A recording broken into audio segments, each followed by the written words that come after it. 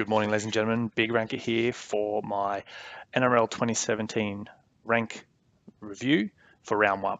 I will try to do one for every round, and this is where I'll just recap the updates of my ranks for the National Rugby League.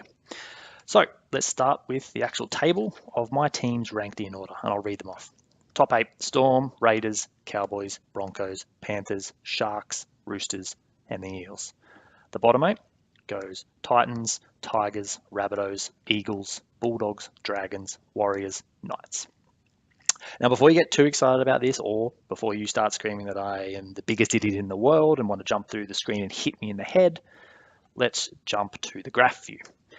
So this graph view, you can see there's not a whole lot of movement because there's only one round played, but this graph shows the left is where the teams started their ranks before the 2017 season started, and this side shows where they are after round one. So you can see the starting ranks on the left are partially carried over from the past season. So that's why the Storm is still the best ranked team and the Knights are still the worst. This isn't their final ranks from 2016. This is I use a custom scaling algorithm that brings all the teams slightly back towards the median before we then kick off the ranks after the rounds. But that's why you get the spread from the left.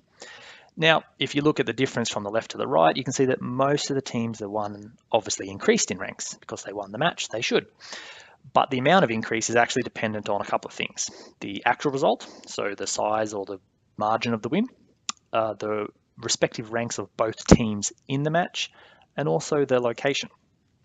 So a good example here is this match. I'll draw it in the middle. This match here between Canberra and the Cowboys. So the top is Canberra, the green, and the grey bottom is Cowboys. So they were ranked 2 and 3 at the start of the season. So with this gap here, this gap shows that Canberra was more favourite team, but they were playing at the Cowboys, so the Cowboys home in North Queensland, so the Cowboys get a bit more of a expectation to win there. And these teams theoretically had a draw because I don't include golden point results. So what happened is, based on that, Canberra were expected to win a bit more, but because North Queensland were at home, they were expected to win a bit more. In that sense, when all this comes together and they have a draw, their ranks stay pretty much the same. And that's what you would expect. Ranked second and third team playing a match, having a draw, their ranks shouldn't change too much. Another interesting point to look at is Penrith. Now, Penrith are this dark grey team here that started the season actually ranked number 4th, and they got smashed by the lowly placed Dragons, who were 15th at the start of the year. So as you would expect, the Panthers went sharply down here, and the Dragons came sharply up here. So that's to be expected. A big loss to a lowly placed team is going to really affect the team's ranks. And the rest are as you would expect. The Knights are languishing way down below anyone else. Like, that's a massive gap for them at the bottom here. And they've lost so many games straight, that's what will happen. But the interesting thing for this weekend, even though that they managed to steal defeat from the jaws of victory against the Warriors, they still gained a few points. Because they are so far down, that means any expectation, any close result, even against the 14th ranked Warriors, sees them give a little boost.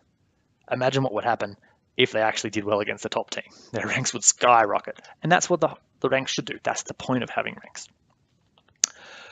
But that's the end. So that's the first NRL 2017 ranking video done after round one. Leave your feedback, leave your love, comments. Please subscribe if you like it. And until next time, good luck.